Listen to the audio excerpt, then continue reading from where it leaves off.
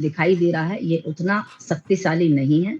जो अन्न में 6 कोष से बना है, उस दिन आपको 5 कोष भी बताए गए थे। अन्नमय कोष, मनोमय कोष, प्राणमय कोष, विज्ञानमय कोष, आनंदमय कोष।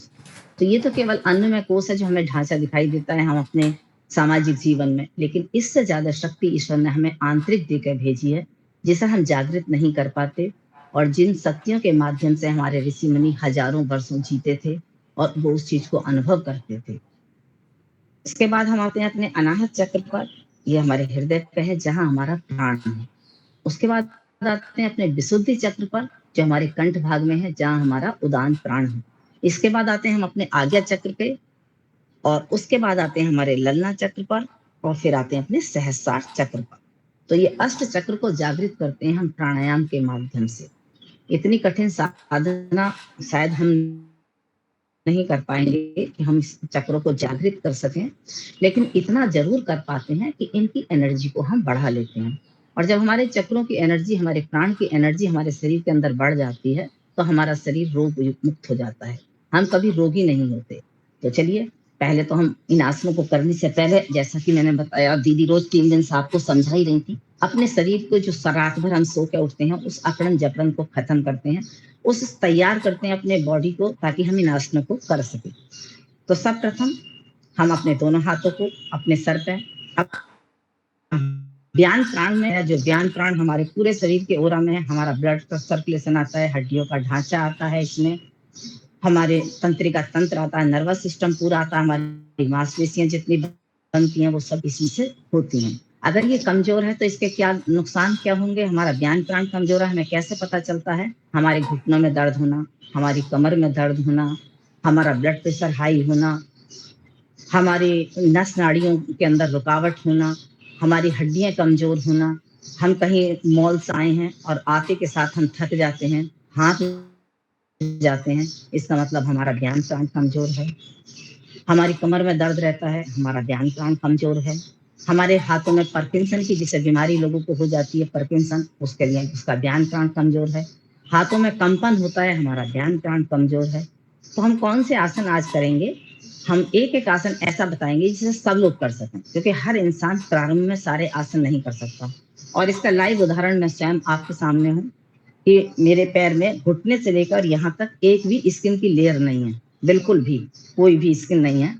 तो मेरे तंत्रिका तंत्र, मेरी मांसपेशियां जो मेरी ब्लड सर्कुलेशन की हैं, वो कुछ भी नहीं है। इसने इस पैर को फोल्ड करने का मैंने बहुत प्रयास किया है, जितना मैं आपके सामने कर पा रही हूँ,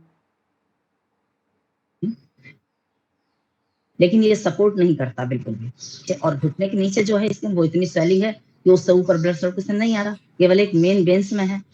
तो इस चीज को तो मैं स्वयं समझ रही हूँ कि इस तंत्रिका तंत्र का, इस नर्वस सिस्टम का, ब्लड सर्कुलेशन का बॉडी में कितना बड़ा प्रभाव पड़ता है। तो सब प्रथम हम इसमें कौन से आसन करते हैं? जितने भी हैंड स्टैंडिंग वाले आसन आते हैं, जैसे श्रद्धा स्वामी जी हाथों के बल चढ़ते हैं, चलते हैं, शीर्ष आसन आता है, हमारे जो है पैर के बल खड़े होने वाले जितने भी आसन आते हैं, वृक्ष आसन है हमारा, ताड़ आसन है, तिर्यक ताड़ आसन है, जिससे हमारे पूरे शरीर में ब्लड सर्कुलेशन अच्छा हो जाए। तो इसे हम कहते हैं व्यान प्राण। हम कहीं से कितना भी वॉक करके आ रहे हैं, हाँफ कर रहे हैं, हम एक्सरसाइज कर रहे हैं, हम हाँफे ना, थके ना। हम जब नहीं थक रहे तो इसका मतलब हमारा व्यान प्राण कमजोर नहीं है, और जल्दी थक जाते हैं तो हमारा व्यान प्राण कमजोर है। तो उन्हें हम धीरे धीरे बढ़ाते हैं। जैसे हम पहले दिन सूर्य नमस्कार करते हैं, तो लोग पहले दिन नहीं कर पाते, इसी अभ्यास को धीरे धीरे करते हैं तो हम इतनी आसानी से फिर उस प्राण करने लगते हैं। तो इसी तरीके से जिन आसनों को हम पहले दिन करते हैं नहीं कर पाते, फिर धीरे धीरे 1 महीने तक उन्हीं आसनों को लगातार करते हैं तो आसानी से करते हैं। इसका मतलब हमारे प्राण जो है जागृत हो रहा है, उसमें ब्लड सर्कुलेशन अच्छा हो रहा है। दोनों हाथों को लॉक करेंगे, अपने सर के ऊपर लगाएंगे, और धीरे धीरे सांस को भरते हुए अपने सर के ऊपर लेके जाएंगे, पूरे पंजों के बल खड़े होंगे। अगर कोई सांस को अपनी होल्ड नहीं कर पाता प्रारंभ में, तो सामान्य सांसों को लेते रहेंगे। लेकिन अगर अच्छा अभ्यास जब माना जाता है, जब हम अपनी सांसों को होल्ड करके किसी आसन में थोड़ी देर रुकते हैं, सांस को छोड़ते हुए वापस आएंगे। स्थिर सुखम आसनम, हम आसन में स्थिर रहें और सुख पूर्वक रहें, तब इस आसन को सिद्ध माना जाता है। तो हम इसीलिए प्रारंभ में लगातार अभ्यास करते हैं। एक बार फिर से करेंगे, सांसों को भरेंगे, अपना पूरा बल अपने पंजों के ऊपर रखेंगे, पूरे शरीर को तान देंगे। अब देखिए, इस तरह करने से हमारे पूरे शरीर में हड्डियों में ब्लड सर्कुलेशन पूरा एक एक। अब इस आसन को सब तो नहीं कर सकते, इस ताड़ासन को। जिनके घुटनों में दर्द है वो कैसे करेगा, नहीं कर पाएगा ना। तो उसे केवल अपने पास धीरे धीरे अपने हाथों को थोड़ा सा ऊपर करें, अपने पंजों के बल खड़े ना हो, क्योंकि जैसे ही हम इस आसन में आते हैं हमारे घुटनों पर सबसे ज्यादा प्रभाव पड़ता है, हमारा पेट अंदर चला जाता है, पूरा तान देते हैं ऊपर को। और ये अपने ऊपर निर्भर करता है कि हम कितनी देर अपनी सांसों को होल्ड कर पाते हैं। तो सांसों को रोकना भी, जब हम सांस को लेते हैं उसे हम पूरक कहते हैं, जब अंदर रोक के रखते हैं तो कुंभक कहते हैं, और जब बाहर छोड़ते हैं तो रेचक कहते हैं। तो हम इन कुंभक, पूरक, कुंभक, रेचक इन क्रियाओं को योग की शब्द है करते हैं। दूसरा, अब हम करेंगे अपने पैरों में थोड़ा सा 1 से 1.5 फुट का फासला करेंगे। तिर्यक ताड़ासन, पूरे दोनों हाथों को ऊपर तान देंगे और धीरे धीरे सांस को छोड़ते हुए अपनी राइट साइड जाएंगे। अपनी सुविधा अनुसार हम झुकेंगे, आगे नहीं झुकेंगे, अपने कंधों को सर के बराबर से लाएंगे और जितना हम झुक पाते हैं उतना झुकेंगे। पैरों में गैप रखेंगे और सांस को भरते हुए वापस आएंगे। दोनों हाथ बिल्कुल सीधे कान से लगे हुए, सांस को छोड़ते हुए लेफ्ट साइड जाएंगे। धीरे धीरे धीरे धीरे करेंगे। कोई भी अपने शरीर से जबरदस्ती नहीं करेगा, खींचातानी नहीं करेगा। ये आपकी फ्लेक्सिबिलिटी जब बढ़ेगी जब आप प्रतिदिन अभ्यास करेंगे। सांस को भरते हुए वापस आएंगे, फिर से एक बार जाएंगे और एक ही आसन को केवल 2-2 बार करेंगे, क्योंकि समय सीमा होती है। आपको विधि समझनी है केवल। अपने पूरा धीरे धीरे सांस को भरते हुए ऊपर, छोड़ते हुए नीचे। जब भी हम सामने जाएंगे सांस को बाहर छोड़ देंगे। हर्निया वाले पीछे नहीं झुकेंगे, कमर के दर्द वाले आगे नहीं झुकेंगे। इन सावधानियों का ध्यान रखेंगे। ब्लड प्रेशर हाई है, बहुत धीरे धीरे क्रियाओं को करेंगे। इसके बाद इसमें आता है हमारा वृक्षासन, जो मैं नहीं कर पाऊंगी इस समय, क्योंकि इस पैर पे मैं रख नहीं पाती। लेफ्ट से मैं थोड़ा सा आपको बता दूं, वैसे दीदी ने बताया ही था, अगर बैलेंस हो जाता है तो। क्योंकि मैं आपको पहले ही कह चुकी हूँ कि अभी यह आसन मैं नहीं कर पा रही हूँ। थोड़ा सा बैलेंस करते हैं, अपने मूल भाग में अपने पैर को लगाते हैं और ऐसे और रोक पाते हैं। इसे हम वृक्षासन कहते हैं। हमारी एड़ी हमारे मूल भाग में लग जाती है, क्योंकि दोनों ही पैरों की उतरी हुई है, तो थोड़ा सा प्रेशर आता है। चलिए कोई बात नहीं। अब एक ऐसा आसन बताते हैं आपको जिसे सब कर सकते हैं। हम अपने घुटनों के बल बैठ जाएंगे। किसी को कमर में दर्द है, घुटने में दर्द है, मैं इसे इस तरीके से बताती हूँ ताकि आपको अच्छे से दिखाई दे।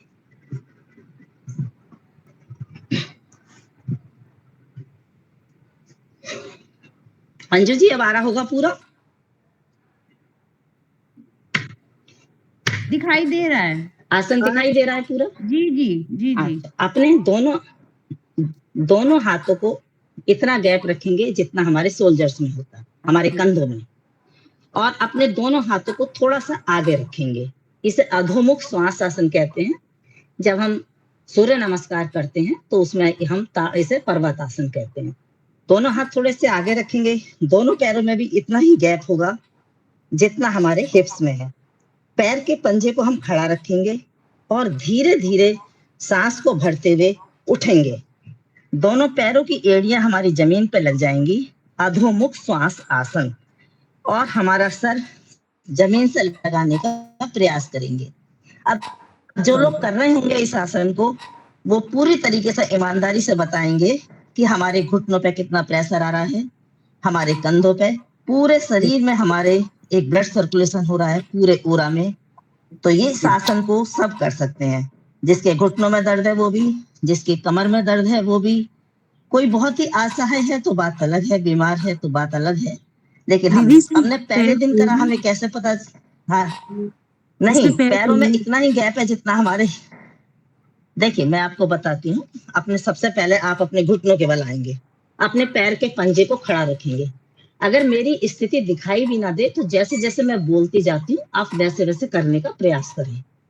हमारे पैर के पंजे खड़े हैं, अंदर की तरफ है, पैर हमारे ये बिल्कुल सीधे, घुटने हमारे जमीन से लगे हैं, दोनों हाथ हमारे कंधों से थोड़े से आगे हैं, और कंधों में भी उतना ही गैप है जितना हमारे कंधों, हाथों में उतना ही गैप है जैसे कंधों के बराबर। हम क्या करेंगे, धीरे धीरे सांस को भरते हुए अपने घुटनों को उठाएंगे। अगर किसी को परेशानी है तो वो इतना ही करे, घुटनों को इतना ही मोड़ ले, क्योंकि सीधे एकदम नहीं हो पाते पहले दिन में नए साधकों के। अपने पैरों का तलवा जो है वो पूरा जमीन से टच करेगा। अब जमीन से बहुत लोगों का टच नहीं कर पाएगा क्योंकि वो खड़े रखेंगे, इतनी फ्लेक्सिबिलिटी पहले दिन नहीं आती। और जैसे हमारे तलवे जमीन को टच करेंगे, घुटने बिल्कुल सीधे हैं, हाथ बिल्कुल सीधे हैं, सर को जमीन की तरफ लाने का प्रयास करेंगे, तो आप अपने पूरे शरीर में देखेंगे कि एक अलग तरह का खिंचाव हो रहा है पूरे फुल बॉडी में, घुटनों से लेकर सर तक, क्योंकि हमारा ब्लड सर्कुलेशन नीचे की तरफ हो रहा है, घुटने बिल्कुल सीधे हैं। अब कैसे पता चले कि हमारा ज्ञान प्राण कमजोर है? हम पहले दिन इस आसन को करेंगे, हमें बहुत कठिनाई होगी, और धीरे धीरे लगातार जब हम इस आसन को लंबे टाइम तक करेंगे, तब हम इस आसन को आसानी से करने लगेंगे।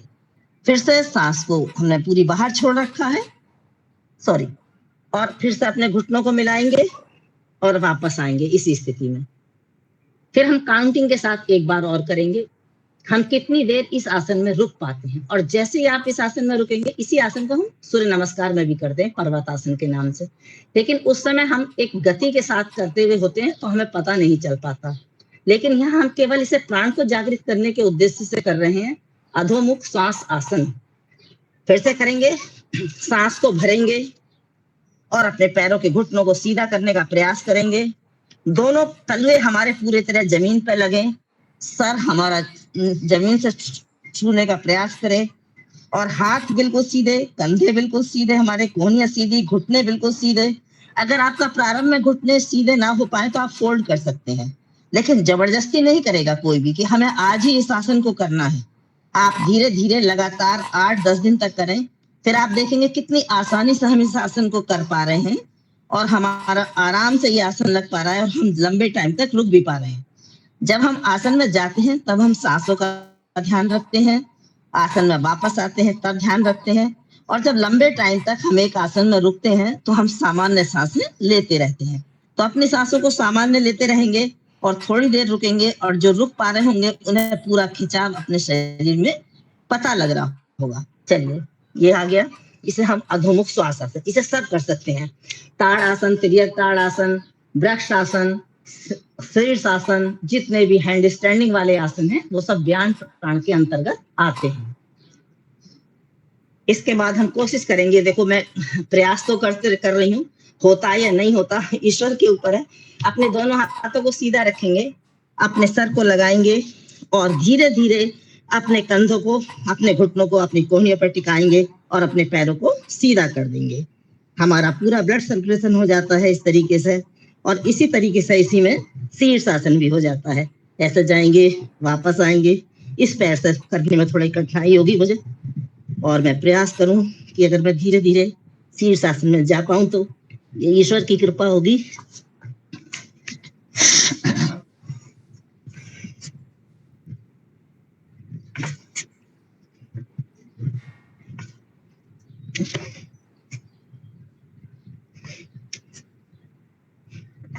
बैलेंस नहीं संभाल पा रहा पैर, तो फिर भी मैं आपको प्रयास करती हूँ। चलिए, इसमें हम थोड़ी देर रुकते हैं। तो जितने भी आसन इस तरह के होते हैं, ये हमारे ज्ञान प्राण को बढ़ाते हैं। जैसा भी आप देख रहे हैं, मैं इन आसनों को करने में कठिनाई महसूस कर रही हूँ, और पहले आसानी से इन्हीं आसनों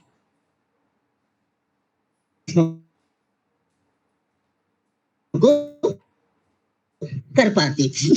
तो ये आपके सामने लाइव उदाहरण है क्या हमारा हुआ। अब इस हम आपको बताएंगे प्राणायाम के माध्यम से। कौन सा प्राणायाम करते हैं? अनुलोम विलोम।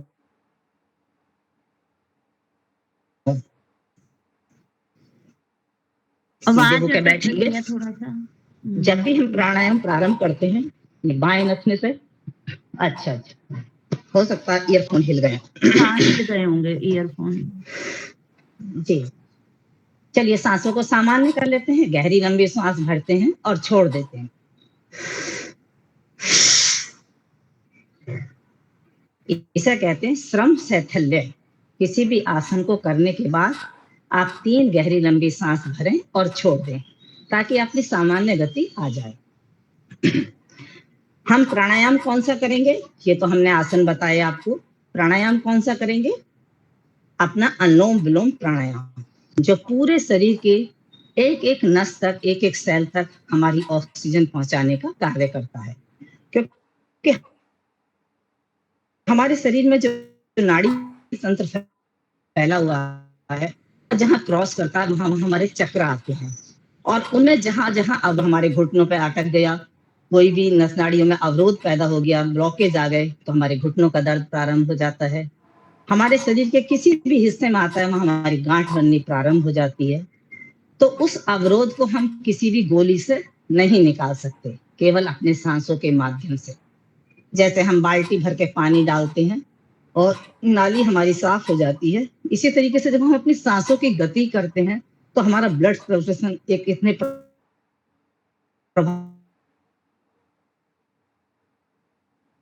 के साथ बहता है कि वह हम में करेंगे, अपने बाएँ नथुने से साँस को भरेंगे और दाहिने से छोड़ देंगे, फिर दाहिने से भरेंगे, बाएँ से छोड़ देंगे। ये एक क्रम होता है। जब भी हम अनुलोम-विलोम प्राणायाम प्रारंभ करते हैं, तो हमेशा अपने बाएँ नथुने से प्रारंभ करते हैं और बाएँ से ही खत्म करते हैं। ये एक इसका सिद्धांत है अनुलोम-विलोम प्राणायाम करने का, ये एक चक्र माना जाता है। चलिए, आँखें बंद करेंगे, अपनी तर्जनी उँगली को अपने अंगूठ के मूल में लगाएँगे। ये वायु मुद्रा है, कोई भी गैप नहीं होना चाहिए, थोड़ा-सा अंगूठे का प्रेशर होना चाहिए और अपने अंगुष्ठ को अपने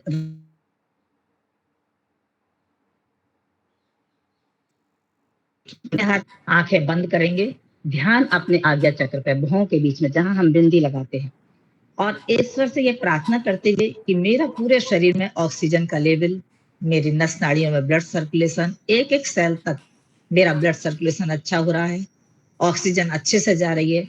जिस भी भाग में हमें ऑक्सीजन और ब्लड सर्कुलेशन नहीं हो पाता क्योंकि हमारी नस नाड़ियाँ बाल के बराबर के 10वें हिस्से तक बारीक होती हैं, तंत्रिका तंत्र तंतु होते हैं जो खिंच जाते हैं और वो इतने बारीक होते हैं कि वो एक्स-रे में भी नहीं आते, एमआरआई में भी नहीं आ पाते और उसके बावजूद भी हमें पेन लगातार बना रहता है। जहाँ भी कमर में दर्द है और आपको पता नहीं चल पाता कि आपने इतने एक्स-रे करा लिए, पता नहीं चल पा रहा।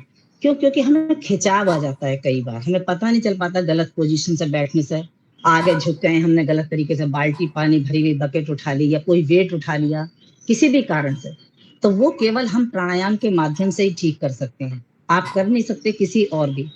जब किसी के शरीर में कहीं भी कोई दर्द होता है, तो डॉक्टर गोली देता है एक ही, वो ये तो नहीं कहता आपके कंठ के लिए गोली है ये या आपके हृदय के लिए गोली है। कहीं भी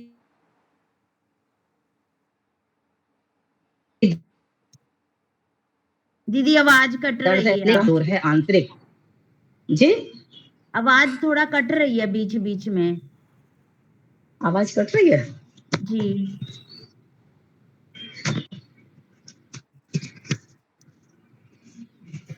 देखती हूँ, अभी चेक कर देखती हूँ। यहाँ से तो पूरी आ रही है। हाँ, बीच में या तो हो सकता है नेटवर्क प्रॉब्लम ही होगी क्योंकि कटती है, कुछ 1-2 वर्ड ही गायब होते हैं, फिर शुरू हो जाती है, तो नेटवर्क में ही प्रॉब्लम होगी। नहीं, नेट तो वाईफ़ाई पूरा आ रहा है। सभी को ऐसा लग रहा है क्या? और किसी को भी ऐसी आवाज़ आ रही है क्या? बीच में कट रही है। यही आवाज दीदी। हाँ, जी? कईयों को ऐसे लग रहा होगा। ये चली जाती है, आवाज बीच अच्छा, में चली जाती है। अच्छा, अच्छा। अच्छा, नेटवर्क तो पूरा आ रहा है। मैं और चेक कर लेती हूँ, क्योंकि आवाज़ नहीं आएगी तो फिर सुनने में आने का फ़ायदा नहीं है ना। नहीं, ठीक है नेटवर्क तो मैम, पूरा वो कुछ देर के लिए हो रहा था, अभी ठीक है। चलिए, क्योंकि ओके। बीच में 1-2 वर्ड ही कटते हैं, फिर आ जाता है। लेकिन समझ में आ रहा हाँ, है, आप नेटवर्क कराइए। जी, जी। चलिए, तो अनुलोम-विलोम के बारे में हम बता रहे थे, इसमें प्राणायाम कौन-सा करते हैं? अनुलोम-विलोम, अपने व्यान प्राण को मजबूत करने के लिए।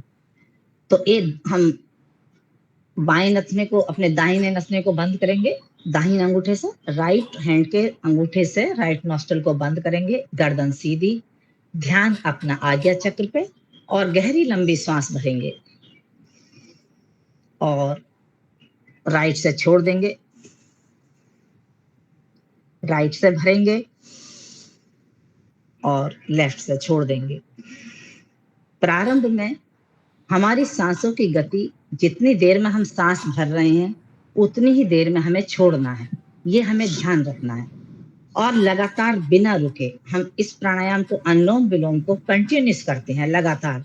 और जब हम करते करते अभ्यासी हो जाते हैं और हमारे शरीर में कोई भी रोग नहीं है, हमारा ब्लड प्रेशर हाई नहीं है, इससे करने से ब्लड प्रेशर आपका नॉर्मल हो जाता है। क्योंकि मैंने बताई ना, जब सर्कुलेशन, ब्लड सर्कुलेशन पूरे शरीर में अच्छा होगा, ध्यान प्राण का काम ही है हड्डियों का ढांचा, अपना ब्लड सर्कुलेशन, मांसपेशियों में अच्छा, मांसपेशियों में पूरा ब्लड ऑक्सीजन का लेवल अच्छा हो, इसीलिए हमारा ज्ञान प्राण मजबूत होता है।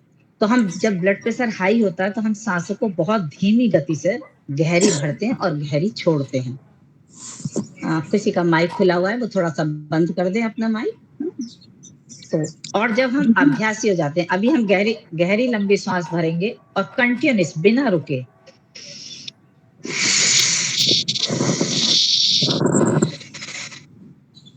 प्लीज, किसी का माइक खुला हुआ है, बहुत तेज कानों में आवाज आ रही कुछ पूछना है मुझे इसके लिए। है। जी बताइए। जैसे हम इसको करते हैं तो हमने लेफ्ट नॉस्ट्रिल से इनहेल किया, लेकिन हम शुरू में जी जो लोग करते हैं वो थक जाते हैं एक ही हाथ से करते करते, तो क्या उस टाइम पे हाँ, वो चेंज आप कर ये हाँ, चेंज नहीं कर सकते। आप हाथ को थोड़ा सा सपोर्ट लेके ऐसे नीचे कर लीजिए, लेकिन अपने हाथों का इस तरीके से ऊपर की तरफ से। हम थक क्यों जाते हैं? क्योंकि हमारा भी ज्ञान प्राण कमजोर है ना। हम तो 15 मिनट लगातार ऐसे करते रहते हैं तो हमें नहीं थकान होती, क्योंकि हम रोज अभ्यास कर रहे हैं। तो धीरे धीरे अभ्यास करेंगे, आप करेंगे प्रारंभ में, क्योंकि अभी आपने प्रारंभ किया है, इसलिए आपको थकान हो जाती है। तो हम अपने हाथ को ऐसा कर लेंगे, तो लगा लेंगे थोड़ा सा, या एक अपने इस तरह से एक स्टैंड भी लोग बनवा लेते हैं अपने लकड़ी का, ऐसा रखने के लिए। मैंने कई लोगों को देखा है। अगर आप थक जाते हैं प्रारंभ में, थोड़ी देर के लिए रुक जाएं, उसके बीच में सूक्ष्म व्यायाम कर लें, दोबारा कर लें। तो कंटिन्यूस मतलब हम नहीं कर पा बिल्कुल रहे हैं, हाथ कोई का बात यूज नहीं। नहीं कर सकते मुझे बीच में? अब आपकी आवाज आज, और देखो बीच कई में लोगों के हाथ, माइक खुल रहे हैं, मुझे नहीं आ रही है आपकी आवाज क्लियर मुझे। तो मतलब हम लेफ्ट हैंड का यूज नहीं कर सकते बीच में? नहीं, कर सकते हैं, आप कर लीजिए। ऐसे प्रारंभ में तो हम कर सकते हैं। देखो, प्रारंभ में हम जब कोई भी काम करते हैं तो हमें एकदम एक्सपर्ट नहीं होते, हमें कठिनाई होती है। काम भी तो हमारे कमर में भी दर्द होता है बैठने में, जब हम कपालभाति करते हैं। पेट में भी दर्द होता है, दुखन होती है जब हम पहली बार करते हैं। तो आप कर सकते हो लेफ्ट हैंड का प्रयोग भी, लेकिन इस वही स्थिति होनी चाहिए कि जब हम प्रारंभ करेंगे तो लेफ्ट से करेंगे, खत्म करेंगे तब भी लेफ्ट से ही खत्म करेंगे। ये एक आवृत्ति कहलाती है, इसे हम आवृत्ति कहते हैं। लेफ्ट से भरना, राइट से छोड़ना, राइट से भरना, लेफ्ट से छोड़ना। तो ये एक चक्र, एक आवृत्ति मानी जाती है इस तरीके से। तो साथ जो स्वस्थ व्यक्ति हैं वो 10 मिनट प्रतिदिन करें अनुलोम विलोम। जिन्हें कोई असाध्य रोग है वो 1-1 घंटे, 1.5-1.5 घंटे कर सकते हैं।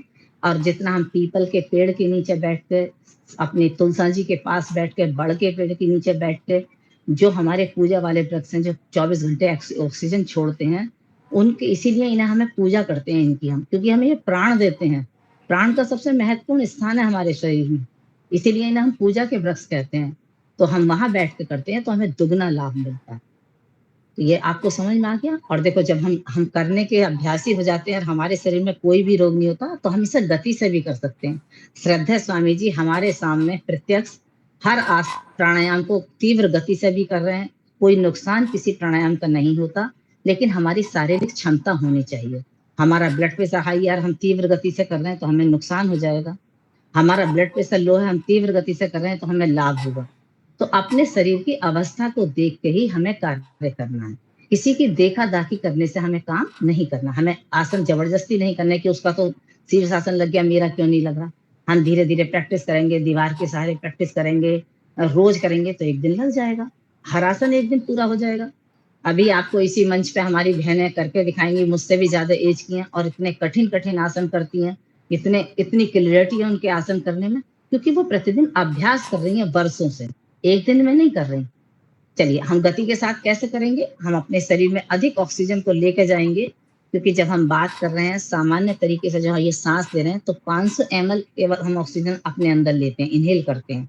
और जब हम गति के साथ जब भस्त्रिका प्राणायाम करते हैं या सांसों को गहरा खींचते हैं, गहरा छोड़ते हैं, तो हम 5000 से 10,000 ऑक्सीजन अपने शरीर के अंदर ले जाते हैं। तो जब इतनी ऑक्सीजन हमारी बॉडी के अंदर जाएगी, हमारा ब्लड के साथ मिलके हमारी एक-एक नस नाड़ी, एक-एक सेल को जाके एनर्जी देगी। तो तीव्र गति से कैसे करेंगे?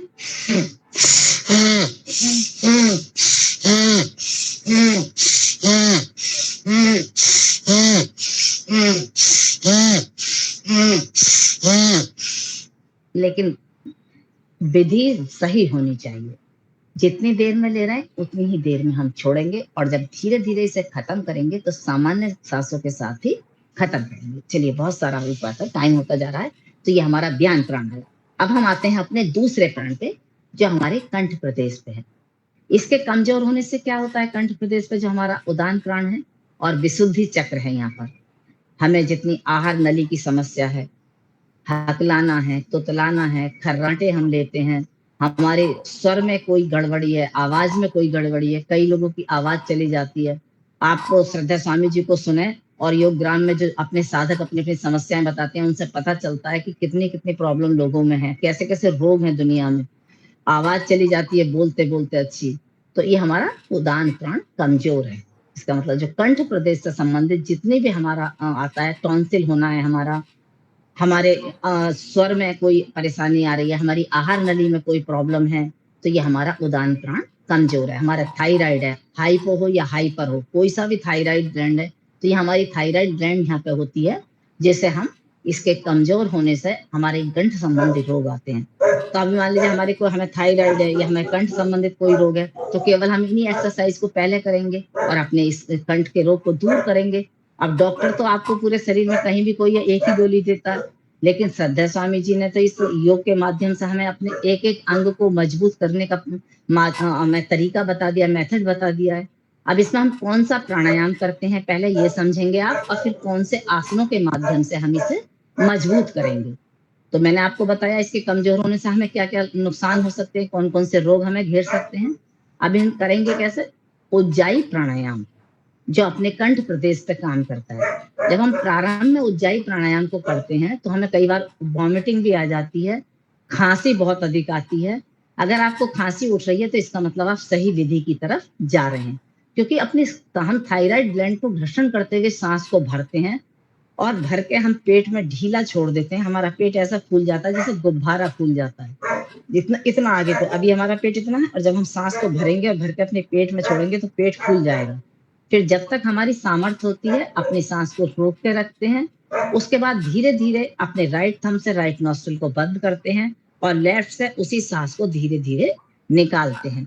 जब हम प्रतिदिन योगा अभ्यास करते हैं तो हम इन्हें 3, 5, 7 बार इस ऑड क्रम में करते हैं। लेकिन हमें अगर थायराइड है, कंठ से संबंधित कोई हमें रोग है, तब हम इसे 51 बार तक कर सकते हैं। इससे ज्यादा हमारी क्षमता नहीं होती करने की। जबरदस्ती हम करेंगे नहीं, क्योंकि हमें पहले ही पता है हम अपनी शरीर के सामर्थ्य के अनुसार हर कार्य करेंगे। और जब हम करना सीखेंगे तो कैसे सीखेंगे, जैसे कबूतर गुटर गुटर की आवाज करता है ना, इस तरीके से आवाज अपने कंठ से करेंगे। ये जो हमारा यहाँ पर ये गड्ढा होता है ये अंदर गहरा हो जाता है, और ऐसा करते ही आपको खांसी उठने लगती है, क्योंकि घर्षण होता है आपके थायराइड ग्लैंड पे। तो लोगों को बहुत अधिक खांसी होती है, पहली बार में वॉमिटिंग तक हो जाती है, घबराने की बात नहीं है। और जब हम अभ्यासी हो जाते हैं करने के, तब हम इस सांस को लंबी खींचते हैं और खींचने के बाद अपने पेट में ढीला छोड़ देते हैं। तो प्रारंभ में सब करते रहेंगे, जब तक मैं अपनी सांस को लंबा खींच के आपको बताऊंगी, आप धीरे धीरे करते रहेंगे।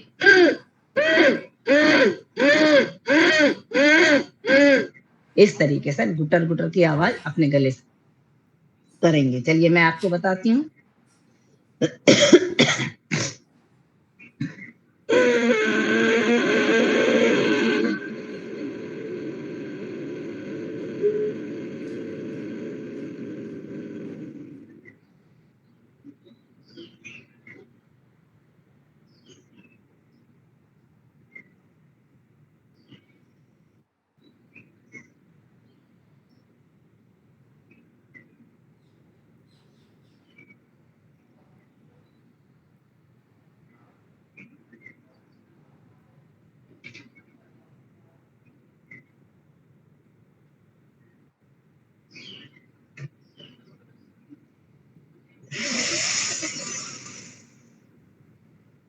अपनी भरी हुई सांस को धीरे धीरे लेफ्ट नॉस्ट्रिल से बाहर निकालते हैं।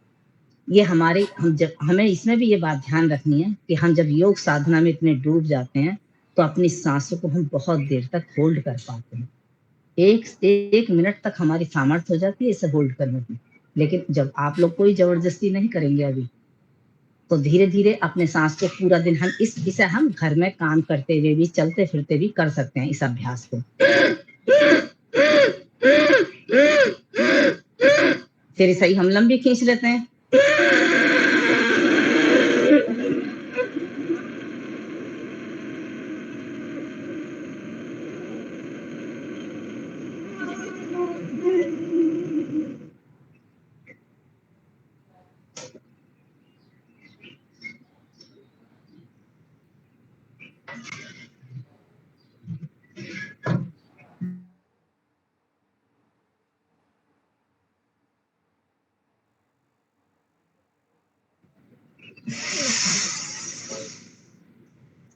जालंधर बंद लगाते हैं, लेकिन किसी को सर्वाइकल की प्रॉब्लम है वो जालंधर बंद नहीं लगाता है। तो ये हमारा हुआ उदान प्राण, जिसमें हमने कौन सा प्राणायाम किया। अपने जो हमारा उदान प्राण है उसे हमें जागृत करने के लिए, चैनलाइज करने के लिए, उसको शक्ति प्रदान करने के लिए हमने प्राणायाम में उज्जाई प्राणायाम किया। अब आसन कौन से करेंगे? जितने भी बैक अपने गर्दन को नीचे ले जाने वाले आसन है, बैक बेंडिंग वाले, बैक बेंडिंग से तो हमारा प्राण मजबूत होता है, वो आसन इसमें आते हैं हमारे। अब सबसे पहले हम सिंह आसन, जो हम लास्ट में करते हैं। भाई सब आसन अगर कोई नहीं कर पा रहे, सारे आसन प्रारंभ में, किसी कोई बुजुर्ग हैं, उन्हें थायराइड है, उनके घुटनों में भी दर्द है, तो वो इस प्राणायाम को ज्यादा करेंगे। और सिंह आसन एक ऐसा आसन है जिसे सब कर सकते हैं, हम प्रतिदिन लास्ट में आपको कराते ही हैं। अपने घुटनों में के बल आ जाएंगे, अपने दोनों हाथों की पोजीशन को अंदर की तरफ करेंगे। ये इसका एक है, हम अंदर की तरफ जब इस तरीके से अपने हाथों को रखते हैं तो यहाँ कलाई पे हमारे यूट्रस से संबंधित सारे पॉइंट होते हैं जिनमें खिंचाव आता है, और इन नर्व्स का संबंध सीधे हमारे थायराइड से होता है। इस तरीके से अपने का, और अपनी जीभ को पूरी बाहर निकालेंगे, आंखें पूरी खोलेंगे, आसमान की तरफ देखेंगे और कंठ से अपनी आवाज को निकालते हुए जीभ को बाहर निकालते हैं। तो सिंह आसन जो हमारा उदान प्राण को जागृत करने में सबसे सहायक है और आसान है, सब कर सकते हैं।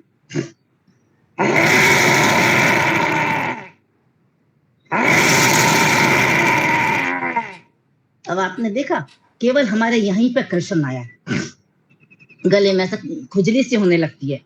और कौन सा आसन हम कर सकते हैं इसमें? जो हमारा सर्वांगासन है, चक्र आसन है, मत्स्य आसन है। मत्स्य आसन को हम इस तरीके से करते हैं, अभी पता नहीं मेरी पोजीशन ऐसा हो पाएगी या नहीं, प्रयास करूंगी। फिर भी हम वज्रासन में आते हैं और धीरे धीरे अपने हाथों का सहारा लेते हुए ऐसे पीछे जाते हैं, धीरे धीरे जाएंगे और अपनी गर्दन को इस तरीके से लगा देंगे, हाथों को सामने रखेंगे। ये हमारा मत्स्य आसन है। अपनी सांस को भरते हुए हम गए हैं, छोड़ते हुए धीरे धीरे ऐसे ही वापस आएंगे। तो अगर हम ये तो आसन सब नहीं कर सकते, तो सब लोग कैसे करें? तो प्राणायाम करें और सिंहासन पहले करें, और जब ज्ञान प्राण मजबूत हो जाएगा तो हम इन आसनों को भी करने लगेंगे। और कौन सा आसन हम कर सकते हैं? सबसे आसान है सेतु बंद आसन, जिसे सब कर सकते हैं। अपने पैरों को सीधा लेट जाएंगे और हमारा जब ब्लड सर्कुलेशन हमारी गर्दन की तरफ होने लगता है तो ये प्राण हमारा मजबूत होने लगता है, उदान प्राण। अपने पैरों को अपने हिप्स के बिल्कुल बराबर में लगाएंगे, अपने पैर से अपने हाथों को अपने पासु भाव में रखेंगे, अपने पैर की एड़ी को पकड़ेंगे और धीरे धीरे, अगर हम प्रारंभ में नहीं उठ पाते तो हम एक मसंद पहले लगाएंगे, फिर दूसरी बार दूसरा मसंद लगाएंगे, या हम कोई घर में स्टील का डिब्बा या इस टाइप का कोई ब्लॉक हो सकता है, उसको भी लगा सकते हैं प्रारंभ के लिए, क्योंकि हम नहीं कर पाएंगे जैसे। तो इसे सेतु बंद आसन कहते हैं, जो हमारे यूट्रस के लिए भी सबसे अच्छा आसन कहलाता है, और इसमें हमारा ब्लड सर्कुलेशन गर्दन की तरफ जाता है। सांस को भरेंगे और धीरे धीरे उठेंगे, अपनी एड़ियों को पकड़ने का प्रयास करेंगे, अपने हमारी उंगलियां बाहर की तरफ, अंगूठा अंदर की तरफ, और सांस को भरेंगे और धीरे धीरे धीरे धीरे उठेंगे। अब आप देखेंगे हमारा पूरा ब्लड सर्कुलेशन गर्दन की तरफ जा रहा है। तो इसे कहेंगे सेतु बंद आसन। इन्हीं आसनों में हम कुछ देर तक रुकेंगे। अभी यहाँ समय बहुत कम है, केवल मैं आपको विधि बता रही हूँ, और जब तक हम इन आसनों में रुकेंगे नहीं, ये हमारा प्राण जागृत नहीं होगा। केवल गए और वापस आ गए, ऐसा कोई प्राण जागृत नहीं होता। हमें आसन में कुछ देर रुकने का अभ्यास करना होता है, और यह अभ्यास जब होगा जब हम प्रतिदिन करेंगे। सांस को छोड़ते हुए धीरे धीरे वापस आ जाएंगे। इसमें सर्वांगासन सबसे महत्वपूर्ण आसन है, लेकिन सर्वांगासन सब नहीं कर पाते, इसलिए इसे हमने सेतु बंदिश का विकल्प पहले बताया कि इसे सब कर सकते हैं। जिसके कमर में दर्द है वो भी कर सकता है, घुटनों में दर्द है वो भी कर सकता है, क्योंकि मसंद लगा लेंगे, मसंद से सपोर्ट मिलता रहेगा और हमारा सर्कुलेशन, ब्लड सर्कुलेशन नीचे की तरफ जाएगा। अब इसमें हम सर्वांगासन करते हैं, जो सबसे ज्यादा चैनलाइज करता है इस प्राण को। दोनों पैरों को सीधा उठाएंगे 90 डिग्री पे, बिल्कुल अपने हाथ से अपने कमर से सपोर्ट देंगे। अब देखिए पूरा गर्दन पे आ रहा है, सर्वांग आसन, इसका नाम ही सभी अंगों का विकास करना है। अब हम पूरा दिन पैर के बल खड़े रहते हैं और जब हम इस सर्वांग आसन में आते हैं, मेरा पोस्चर पूरा दिखाई दे रहा है अंजू जी? दिखाई दे रहा है, बहुत अच्छा दिखाई दे हाँ। रहा है। तो इसे हम सर्वांग आसन कहते हैं, जो हमारे पूरे गर्दन की तरफ हमारा ब्लड सर्कुलेशन आ रहा है, हमारा उदान प्राण मजबूत हो रहा है। हम इस आसन में लंबे टाइम तक आराम पूर्वक जब रुकते हैं तो ये आसन हमारे प्राण जागृत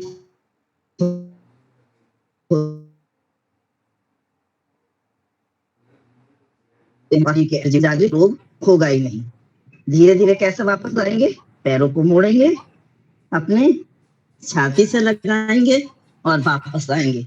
आसन में जाने और आने की दोनों की स्थिति आनी चाहिए। इसके बाद हम पूर्ण हलासन भी कर सकते हैं, लेकिन पूर्ण हलासन प्रारंभ में करने में कठिनाई होती है। तो हम कैसा अभ्यास करेंगे? अपने पैरों को पकड़ेंगे और इस तरीके से अपनी कमर को रोल करेंगे। जब हम ऐसे प्रतिदिन करेंगे फिर आराम से हमारे पैर लग जाते हैं और पूर्ण हलासन हमारा हो जाता है। ऐसे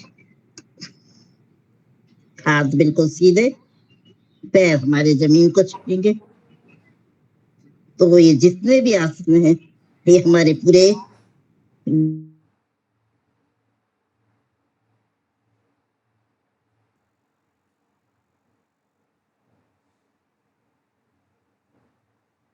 गर्दन पे बढ़ाने के लिए। चलिए, आपके 2 प्राण क्लियर हो गए। हमने प्राणायाम कौन सा हुआ वो भी बताया, आसन हम कौन से कर सकते हैं वो भी बताए, और अपनी आसानी से आप जिसे कर सकते हैं। चक्रासन इसमें आता है, लेकिन चक्रासन भी सब नहीं कर पाते, जैसे अभी मैं नहीं कर पा रही हूँ क्योंकि मेरा पैर सपोर्ट नहीं कर पा रहा। लेकिन मैं आपको विधि बता देती हूँ। हम सीधे लेटते हैं, चक्रासन, सर्वांगासन जो पूरी तरीके से चैनलाइज करते हैं, इनको धीरे धीरे अभ्यास से बढ़ाएंगे, करेंगे तो हमारा उदान प्राण मजबूत रहेगा। कंठ संबंधित रोग हमें कभी भी नहीं हो सकता। हम सीधे लेटते हैं कमर के बल, पैरों को अपने थोड़ा सा गैप रखते हैं और अपने हाथों को लेके जाएंगे और अपनी हथेली को अंदर की तरफ लाएंगे। हाथों को ऐसे अंदर की तरफ मोड़ेंगे। देखिए मैं प्रयास करती हूँ, पता नहीं होता तो होने कोई पैर सपोर्ट नहीं कर रहा ना अभी बिल्कुल भी। तो इस तरीके से अपने हाथों को ऐसे लेके जाएंगे और धीरे धीरे सांस को भरते हुए उठेंगे। इस तरीके से उठ जाएंगे और जब हम इन आसनों में लंबे टाइम तक रुकेंगे, अब देखिए पूरा सर्कुलेशन आ रहा गर्दन की तरफ। चक्रासन, धीरे धीरे अपने सर को लगाएंगे, अपनी कमर को लगाएंगे और वापस आ जाएंगे। हमें आसन में धीरे से जाना है वापस और धीरे से वापस आना है, झटके से नहीं आना। तो ये हमारे उदान प्राण को मजबूत करने वाले सारे आसन हो गए। अब आते हैं फिर से अपने प्राण पर। प्राण क्या है? हमारे जीवन का आधार। हम आज सांसें ले रहे हैं, जिंदा हैं, हमारी सक्रियता हमारे शरीर में बनी हुई है। तो हमारा मतलब प्राण हमारा सबसे महत्वपूर्ण है हमारे शरीर के लिए, जो हमारे हृदय चक्र पे है और हमारे अनाहत चक्र यहाँ पर है और प्राण है। प्राण, इसका नाम ही प्राण है। जब तक हम जिंदा रहते हैं हमारे नाम से हमें संबोधित करा जाता है, और जिस दिन ये प्राण छूट जाते हैं तो हमें सब कह दिया जाता है, मुर्दा, कि इसे बाहर निकालो, मुर्दा है ना। तो आप इसकी उपयोगिता समझ सकते हैं हमारे शरीर के लिए कितनी अधिक है। इसके कमजोर होने से हमें कौन कौन से रोग होते हैं? फेफड़े संबंधित रोग, श्वास संबंधित रोग, दमा है, एलर्जी है। हमारे शरीर में किसी भी तरह की एलर्जी है, हमारा प्राण कमजोर है। खाने संबंधित एलर्जी है, स्किन संबंधी एलर्जी है, हमें कोई भी इन्फेक्शन बहुत जल्दी लग जाता है। इसलिए कोरोना टाइम में श्रद्धेय स्वामी जी ने भुजंग आसन करने के लिए सबको कहा था, क्योंकि वो एक ऐसा आसन है जो बहुत आसान है, सब कर सकते हैं और सबसे ज्यादा हमारे फेफड़ों को शक्ति प्रदान करता है, हमारे प्राण को मजबूत करता है। फेफड़े संबंधित जितने भी रोग हैं, हमारे हृदय संबंधित जितने भी रोग हैं, वो सब इसके अंतर्गत आते हैं। हमारा प्राण कमजोर है तो हमारा हार्ट भी कमजोर होगा, हार्ट संबंधित हमें रोग आएंगे। हमारे फेफड़ों में किसी तरह का इन्फेक्शन, कोई बैक्टीरियल इन्फेक्शन है जो बाहर से होने वाले, अभी आपने देखा होगा कि ये प्राण कमजोर क्यों होता है। जो भी कोरोना टाइम में आप अपना अनुभव देखिए, इस चीज को आप स्वयं महसूस करिए। कोरोना टाइम में जितने भी लोगों की डेथ हुई या इन्फेक्शन हुआ, वो एसी में सोने वाले लोग और हाई प्रोफाइल लोग ज्यादा थे।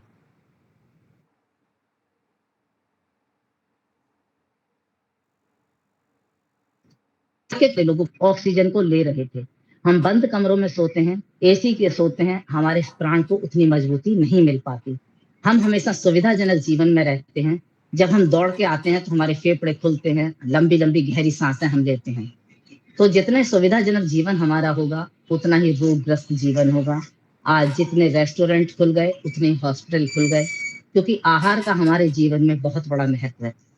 आयुर्वेद में तो आहार को ही औषधि बताया गया है। हमारा भोजन कैसा है, हम किस समय कर रहे हैं, क्या खा रहे हैं, हमारे शरीर को क्या मिल रहा है उससे।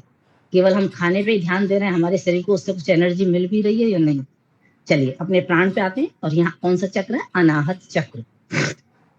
इसे मजबूत करने के लिए हम कौन कौन से आसन करेंगे। जितने भी बैक बेंडिंग के आसन हैं जो चैनलाइज कर रहे हैं हमारी बॉडी को, वो सारे इसके अंदर आते हैं। सबसे पहले हम खड़े होने वाला एक आसन करेंगे, जो हम योगिंग जॉगिंग के अभ्यास में भी करते हैं। इसीलिए योगिंग जॉगिंग का अभ्यास हम प्रतिदिन कराते हैं, सूर्य नमस्कार प्रतिदिन कराते हैं, क्योंकि योगिंग जॉगिंग में जितने भी 12 अभ्यास हैं उसमें पूरा शरीर चैनलाइज जाता है, और सूर्य नमस्कार में भी हमारे 5 प्राण जागृत होते हैं, उसके अंदर सारे आसन आते हैं। खड़े होंगे और जो वक्ष विकासक क्रिया हम अपने योगिंग जॉगिंग में करते हैं, अपने दोनों हाथों को सामने लाते हैं और सांस को भरते हुए सीधे अपने सांसों को पीछे लेके जाते हैं। सांस को भरा, अपने हाथों को पीछे, हमारी हिप्स तक का हिस्सा सीधा, केवल अपनी कमर को हम बैक करते हैं और सांस को भरते हुए सामने आएंगे। लेकिन हर्निया वाले इस आसन को नहीं करना। वक्ष विकासक क्रिया जो हमारी योगिंग जॉगिंग में आती है, अभी आपके सामने सब पूरा क्लियर होगा। एक एक बहन बहुत एक्सपर्ट है कराने में, सब कराएंगे नाम बता के भी आसन में। तो इसे वक्ष विकासक क्रिया कहते हैं, जिससे हमारे पूरे फेफड़े खुलते हैं। लेकिन किसी को हर्निया तो वो तो नहीं करेगा, पीछे नहीं जाएगा, तो उसके लिए क्या करना है, उसके लिए दूसरे और इसके बाद और आसन बताएंगे, वो कर सकते हैं। चलिए इसे हम एक बार और करते हैं। दोनों हाथों को सामने नमस्कार की मुद्रा में लाएंगे। हमारे हाथ हमारे कंधे के बिल्कुल पैरेलल होने चाहिए, ना नीचे हो ना ऊपर हो, ऐसे बराबर में। और दोनों हाथों को सांस को भरते हुए पीछे जाएंगे, पूरा खोल देंगे अपने चेस्ट को। सांस को भरते हुए जा रहे हैं, 1 2 3 4 5 6 7 8 9 10। सांस को भरते हुए वापस आएंगे, सॉरी छोड़ते हुए वापस आएंगे। हम भरते हुए गए थे, छोड़ते हुए वापस आएंगे। हम पहले 10 काउंटिंग तक रुके, फिर हमने इसे ले जाके 100 काउंटिंग तक करा। हम कितनी देर अपने आप को रोक पाए, है ना। तो इससे हमारा प्राण जागृत हुआ, चैनलाइज हुआ, मजबूत हुआ। उसके बाद हम कौन से आसन कर सकते हैं, हम अर्ध चक्रासन कर सकते हैं, इसमें उष्ट्रासन कर सकते हैं, अभी बताएंगे। पहले खड़े होकर ही बता देते हैं। अर्ध चक्रासन, अपने हाथों को अंदर की तरफ, अंगूठा पीछे की तरफ लेके जाएंगे। सांस को भरते हुए केवल अपनी कमर को लंबी करेंगे। कभी भी हम जब झुकेंगे तो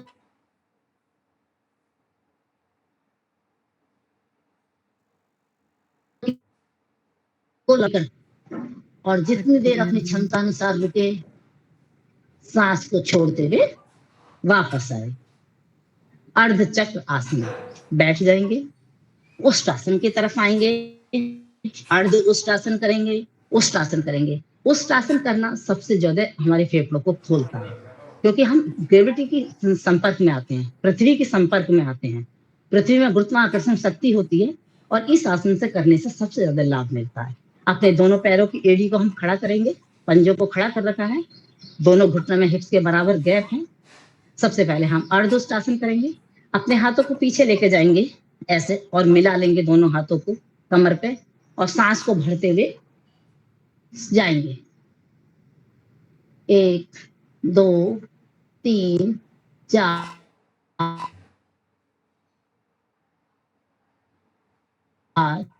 5 10। सांस को छोड़ते हुए वापस आए। दोनों हाथों को सामने लेके जाएंगे और राइट हैंड को गोलाकार घुमाते हुए अपने राइट हैंड की एड़ी को पकड़ लेंगे। लेफ्ट को घुमा के जाएंगे, लेफ्ट पैर की एड़ी को पकड़ लेंगे। पूरा अपने चेस्ट को खोल देंगे। अगर हम लंबे टाइम तक रुकेंगे तो सांसों की गति सामान्य है, और भर के जा रहे हैं, सांसों को रोक के रुक रहे हैं, तो अपनी सामर्थ्य के अनुसार लंबे टाइम तक अभ्यास करना है तो हम सामान्य सांस लेते रहेंगे। सांसों को छोड़ते हुए बायां हाथ पहले, दाहिना हाथ बाद में वापस आएंगे। इसको कहेंगे उष्ट्रासन। और कौन सा आसन कर सकते हैं? अगर सभी नहीं कर सकते तो सबसे अच्छा आसन है इसमें भुजंगासन। लेट जाएंगे, अपने दोनों हाथों को अपने बराबर में रखेंगे, इतना ही गैप जितना हमारे कंधों में है। पहले अर्ध भुजंगासन करेंगे। अपनी कोहनियों को अपने पार्श्वभाव में लगा के रखेंगे और पूरी कोहनी नहीं खोलेंगे। नाभि हमारी जमीन से लगी। 1 2 3 4 5 6 7 8 9 10। वापस आएंगे। इसके बाद आता है पूर्ण भुजंगासन।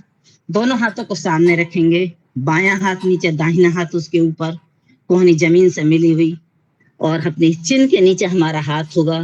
सांस को भरते हुए पूरे हाथों को खोल देंगे। अब नाभि से ऊपर का हिस्सा भी उठ जाएगा। पहले हमारी नाभि जमीन को टच कर रही थी, अर्ध भुजंगासन में पूर्ण में पूरा सीधा आसमान की ओर दृष्टि। सांस को भरते हुए पूरे फेफड़े खुल जाते हैं। बहुत अभ्यास कराया श्रद्धा स्वामी जी ने कोरोना टाइम में, और उन जिन्होंने करा उन्हें कोई इन्फेक्शन नहीं हुआ, कोई दवाई नहीं खाई उन्होंने। सांस को छोड़ते हुए वापस आएंगे। और जब हम करने लगेंगे तो हम इसे तीव्र गति से करते हैं, और जब तीव्र गति से करने लगते हैं तो हमारे फेफड़े फौलादी हो जाते हैं। कोई इन्फेक्शन नहीं लगता किसी तरह का भी। हमारे शरीर में किसी भी तरह की कोई एलर्जी नहीं हो सकती। तीव्र गति से जब भी करेंगे जब हमारा ब्लड प्रेशर सामान्य है, प्रतिदिन हम अभ्यासी हैं, हमें किसी तरीके का रोग हमारे शरीर में नहीं है, दमा है, अस्थमा है, खांसी है, कोई एलर्जी है, सामान्य गति से करते करते पहले उसे दूर करेंगे, फिर तीव्र गति की तरफ आएंगे। तीव्र गति से जो करेगा उसे कभी भी कोई एलर्जी या कोई भी सांस संबंधित बीमारी, फेफड़े संबंधित बीमारी नहीं होगी।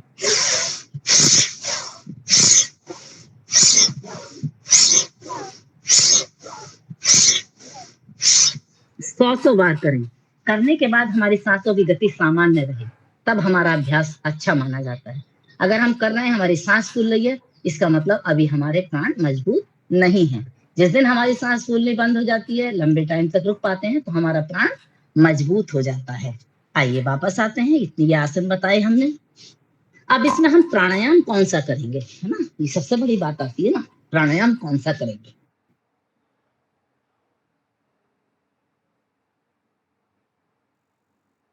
भस्त्रिका प्राणायाम सबसे ऊपर से प्राण के हिसाब से आपको बता रही हूँ, पंच प्राण के हिसाब से। लेकिन जब हम प्राणायाम करते हैं तो सब प्रथम हमारा भस्त्रिका प्राणायाम, भस्त्रिका भरना, किसको? ऑक्सीजन को भरना। अपने श्वसन तंत्र पे काम करते हैं।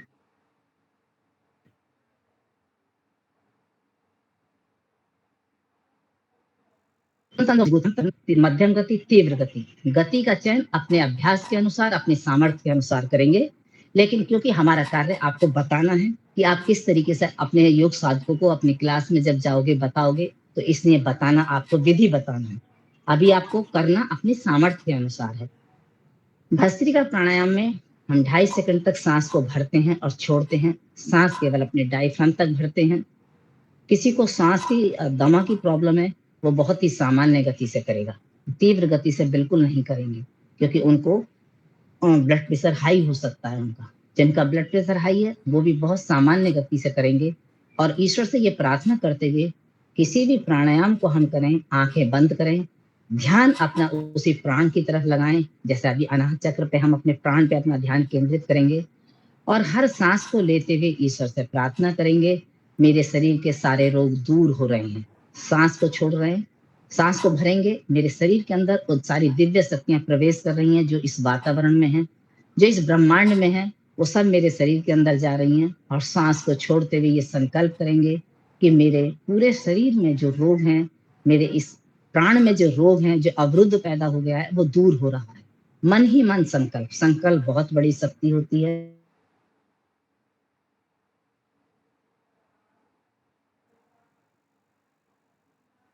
उसको कर सकते हैं आसान, लेकिन वो संकल्प सच्चा होना चाहिए, मन से होना चाहिए, केवल बोलने से नहीं होना। तो आइए हम भस्त्रिका प्राणायाम करते हैं। गहरी लंबी सांस भरेंगे और गहरी लंबी सांस छोड़ेंगे। अपने पास आप अपना हैंड टॉवल लेकर बैठेंगे, किसी की कोई प्रॉब्लम है। और सबसे एक बात और ध्यान रखनी है हमें योगाभ्यास करते हुए, कोई भी नेचुरल कॉल हमारे शरीर की है, चाहे वो गैस पास होना है, डकार आना है, छींकना है, हमारा मलमूत्र का त्याग है, उसे आप रोकेंगे नहीं। अपने शरीर के किसी भी वेग को कभी भी नहीं रोकेंगे। किसी भी समय आप कहीं भी हैं, प्रयास करें उसे खाली करने का। हम शरीर में अपने वेग गति को रोकते हैं, उस वेग को रोकते हैं, उससे हमारा नुकसान हो जाता है। तो हम अपनी सांसों को भरेंगे फेफड़ों तक और छोड़ेंगे। हमारे हाथ सीधे हों, वायु मुद्रा में हम इन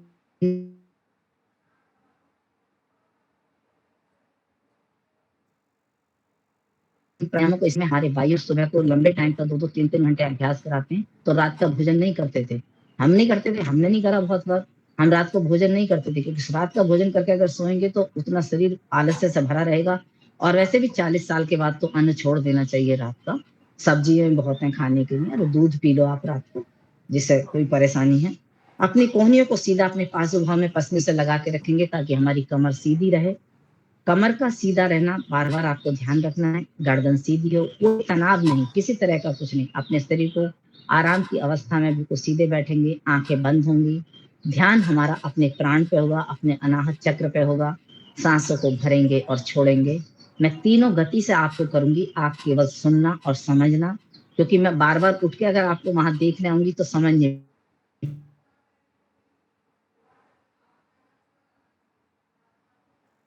हमारी अंश सब लोग सुन के समझ के आप खुद अपना प्रयास करेंगे करने का।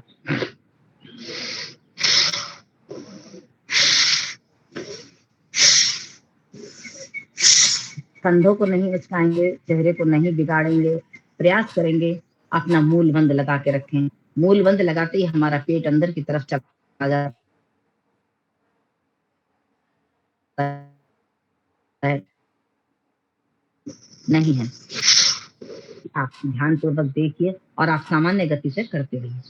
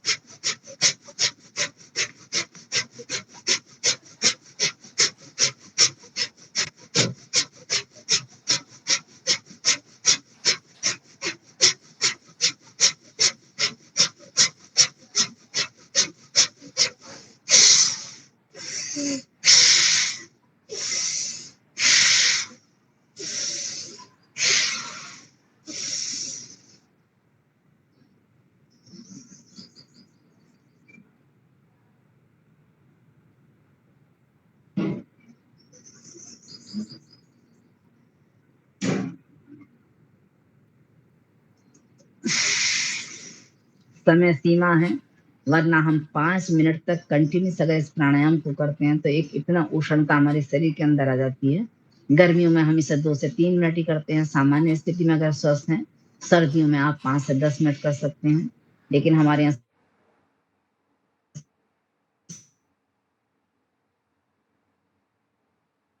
सदा स्वामी जी तो हर मौसम में, क्योंकि वो अभ्यस्त हैं, तो उनके हमारे सामने वो तो 10-10 मिनट तक भी करते हैं गर्मियों के मौसम में भी, क्योंकि वो सन्यासी हैं, अभ्यासी हैं, प्रतिदिन कर रहे हैं। लेकिन हमें कम से कम गर्मियों में 2 से 3 मिनट और सर्दियों में 5 से 10 मिनट तक इसे करना चाहिए।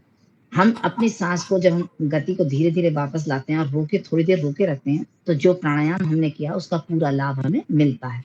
इसलिए अपनी सांस को थोड़ी देर होल्ड कर देते हैं हर प्राणायाम करने के बाद, ताकि जो प्राणायाम किया उसका पूरा लाभ हमें मिले। इसके बाद आते हैं हम अपने समान प्राण पे, जो हमारी नाभि पे है। और ये हमारे शरीर का, हमारी एनर्जी का पॉइंट है, क्योंकि जितने भी रस बनते हैं वो हमारे इसी समान प्राण से बनते हैं। पाचन तंत्र पे हम काम करते हैं, हमारा पाचन तंत्र मजबूत होगा, पेट ठीक होगा, शरीर में कोई रोग नहीं होगा, क्योंकि भोजन सड़ने से ही गैस बनती है, उसी से विषैली गैसें बनने से हमारे शरीर में रोग उत्पन्न होते हैं। कहीं भी गांठ पैदा हो जाती है, शरीर में कोई भी गांठ है कहीं भी, वो भी इसीलिए होती है क्योंकि हमारा भोजन सड़ता है, हमारा पेट साफ नहीं होता। और जब हम सुबह को भी पूरे पेट साफ करते हैं, हमारा पेट सुबह साफ हो जाता है, तो हमारा अपने योगाभ्यास करने में भी आनंद आता है। तो अपना यहाँ हमारा समान प्राण है और मणिपुर चक्र है, मणिपुर चक्र है और समान प्राण है। अब कौन से आसन हम करेंगे जो हमारा ये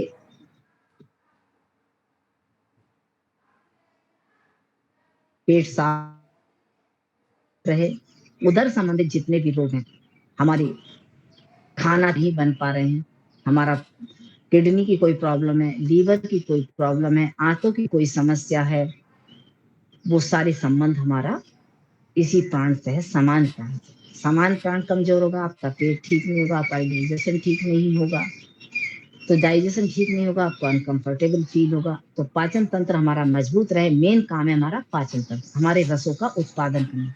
भोजन से जो हमें सत्व रस मिलते हैं, आपको सत्व रस के बारे अभी सप्त धातु के बारे में भी पढ़ाया जाएगा, रस के बारे में भी पढ़ाया जाएगा। तो वो कहाँ से मिलते हैं? हमारे भोजन से। तो हमारा भोजन जो हमने खाया उसका पूरा लाभ हमें मिले, हम कौन से आसन करते हैं? सबसे पहले हम मंडूक आसन करते हैं। डायबिटीज अगर किसी को है तो इसका मतलब हमारा समान प्राण कमजोर है, हमारा इंसुलिन अच्छे से नहीं बन रहा है, हमारा समान प्राण कमजोर है। तो क्या करेंगे? अपने जैसे आपको वज्रासन में तो बैठना आता ही, बताया ही था कि पैरों को दोनों को सीधा कर लेते हैं। पहले अपने राइट पैर को मोड़ते हैं और फिर अपने लेफ्ट पैर को मोड़ते हैं और अपने दोनों एड़ियों को खोल देते हैं, कुर्सी बना के बैठते हैं अपनी एड़ियों पे और पंजों को, अंगूठों को मिला के रखते हैं। ये हमारा वज्रासन कहलाता है।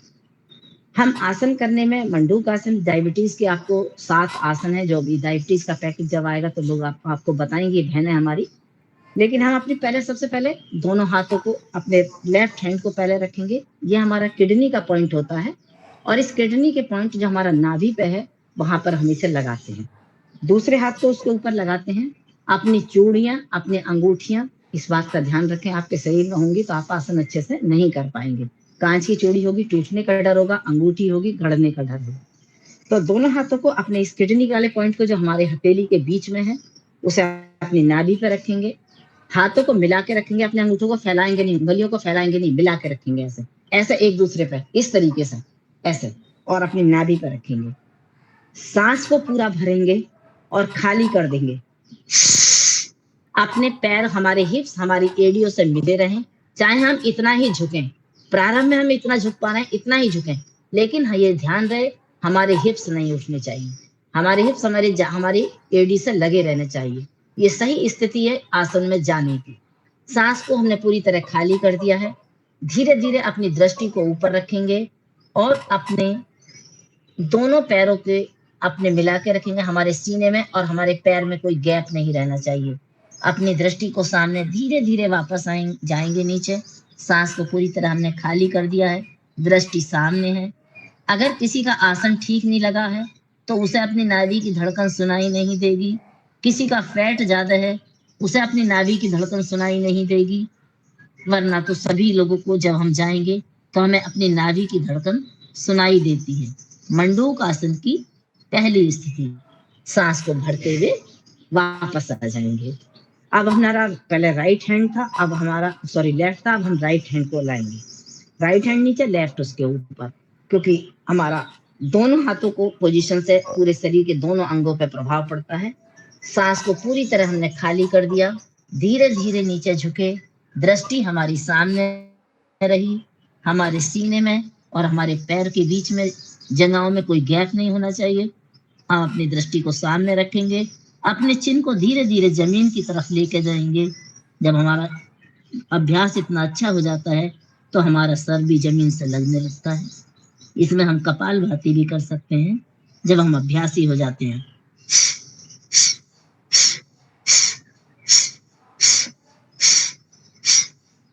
तो प्राणायाम का और आसन का दोनों का लाभ एक साथ मिलता है अभ्यास करने के बाद। वापस आएंगे। दूसरी स्थिति मंडूक आसन की, अपनी अंगूठियों को बंद करेंगे और ये जो गोल वाला भाग है, ये अंगूठा अंदर है, उंगली ऐसे बंद करी है, ये गोल वाला हिस्सा अपनी नाभि के दोनों तरफ अंगूठी को, मुट्ठी को ऐसे खड़ा रखेंगे, खड़ा, ऐसा नहीं लगाएंगे, ऐसा करके नहीं, खड़ा करके लगाएंगे ऐसे। ये जो हमारे पीछे के ये चिन्ह है, ये ऐसे मिले रहे आपस में, ऐसे खड़ा करेंगे ताकि पूरा प्रभाव पड़े, नाभि पे पूरा असर आए। सांस को छोड़ते हुए धीरे धीरे नीचे जाएंगे। आपको अपनी धड़कन सुनाई पड़ने लगेगी नाभि, दृष्टि सामने रखेंगे।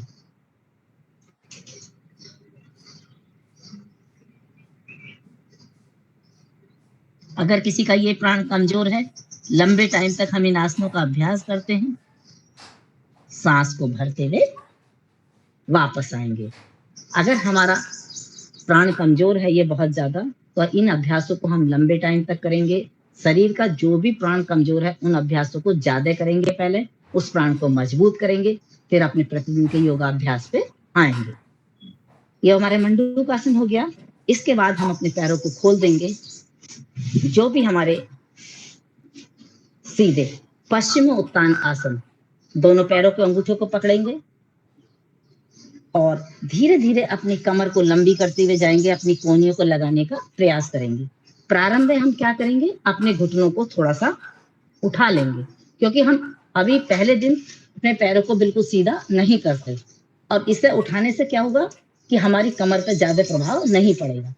तो इस तरह से हम पहले दिन ऐसे धीरे धीरे इस तरह करेंगे, और जब हम अभ्यासी हो जाएंगे तब हम अपने पैर को बिल्कुल सीधा करके सांसों को छोड़ते हुए, अगर किसी का पेट है, जैसे आजकल मेरा भी थोड़ा सा फैट और वेट दोनों बढ़ गए हैं, और डाइट की वजह से कि पैर में प्रोटीन ज्यादा खाना है, कि कैल्शियम ज्यादा लेना है, इस तरीके से तो हमारा पेट नहीं लगता। अदरवाइज हम बिल्कुल सीधे आते हैं और अपने सर को अपने घुटनों से लगा देते हैं, दोनों कोहनी हमारी जमीन को टच करेंगी, सांस को पूरी तरह बाहर खाली कर देंगे। पश्चिम उत्तान आसन जो हमारी नाभि पे पूरा काम करता है। 72,000 नाड़ियां हमारी नाभि से संबंधित हैं। पूरे पाचन तंत्र को, लीवर को, किडनी को, आमाशय को, अग्नाशय को, जठराग्नि को प्रज्वलित करता है, और जितनी ज्यादा हमारी जठराग्नि प्रज्वलित रहेगी, हमारे पाचन भोजन का उतना ही अच्छा होगा। सांस को भरते हुए वापस आ जाएंगे। अगर हम ऐसा भी नहीं कर पाते तो जानुशिरासन, अपने एक पैर को सीधा रखेंगे, राइट पैर को उठाएंगे और अपनी जांघ से अपनी एड़ी को लगा देंगे सीधा। बिल्कुल दिख पा रहा है आपको? ऐसे ऐसे बता दूं फिर मैं? जी दीदी, सीधा वैसे भी पैर दिख है रहा ये? था, चलिए ठीक ये है। भी दिख रहा है जी। जांघ को लगाएंगे और अपने दोनों हाथों से अपने पैर के पंजे को पकड़ेंगे, सांस को छोड़ते हुए धीरे धीरे वापस आएंगे। अपने सर को अपने घुटने से लगा देंगे, कोहनी हमारी जमीन को टच करेंगी। जानुशिरा आसन। वापस आएंगे, निकल जाइए। उसके बाद हम आते हैं, इसे दूसरे पैर से करेंगे। हम आसन को एक ही पैर से नहीं, दोनों से करेंगे, तो इसका नाम है जानुशिरा आसन। अपनी एड़ी को बिल्कुल अपने जंघांग से लगा देंगे, पंजा हमारा घुटने से ऊपर रहेगा, ये हमारा घुटना है, पंजा मेरा ऊपर है, ऊपर बिल्कुल मिला के लगाएंगे। घुटने को सीधा करेंगे, लेकिन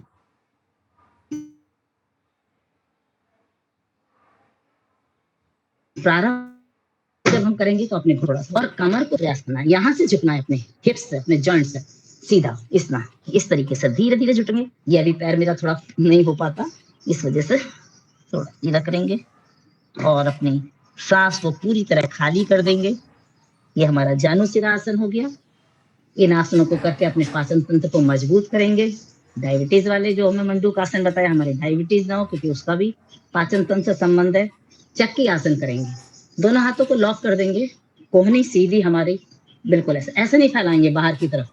हर आसन को करने की एक सही विधि होनी चाहिए। सीधे होगा, सांस को छोड़ते हुए हमने यहीं से सांस को भरा है और पूरा एक गोला, जितना आप पीछे तक जा पाए, जितना आप जा पाते हैं पीछे तक, और यहीं पे आके अपनी सांस को छोड़ दिया।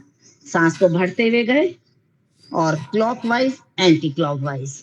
अभी यहीं से हमने रिवर्स किया, पूरा सीधे हमारे हाथ हमारे चेहरे पर, पूरा हमने सीधा जितना हम पीछे जा सकते हैं, आगे आए पूरा जितना जा सकते हैं। हमारा पेट का फैट भी कम होता है, बेली फैट के लिए भी अच्छा है, और हमारा पाचन तंत्र भी मजबूत होता है। हमारा समान प्राण मजबूत होता है, मणिपुर चक्र जागृत होता है। इसमें हम पैरों को फैला के भी कर सकते हैं, दोनों पैरों में गैप कर लेते हैं और फिर इस तरीके से भी थोड़ा घुमा के कर लेते हैं। यहीं से सांस को भरते हुए आए और यहीं पे सांस को आके पैरों के बीच में छोड़ दिया, फिर एंटी क्लॉकवाइज किया, यहीं से हमने अपनी सांसों को भरा और यहीं से आके बीच में छोड़ दिया। 2 तरीके से हमने चक्की आसन किया। इसके बाद आते हैं हम अपने जो सबसे अच्छा आसन हो सकता है हमारे इसके लिए, उत्तान पादासन। और इसलिए मैं इस सबसे लास्ट में से बता रही हूँ, उत्तान पादासन सब कर नहीं पाते पहली बार में। हम सीधे लेट जाएंगे क्योंकि पूरा संबंध हमारी नाभि से, नाभि डिगने के आसन में भी आपको इसका अभ्यास कराया जाएगा। हम सीधे लेट जाएंगे, अपने हाथों को अपने पासु भाव में रखेंगे, हथेली का रुख हमारा जमीन की तरफ होगा, अपने पैरों को धीरे धीरे 30 डिग्री पर उठाएंगे। हमें पता कैसे चला 30 डिग्री का? हमारी आंखों से हमारे अंगूठे दिखाई दें।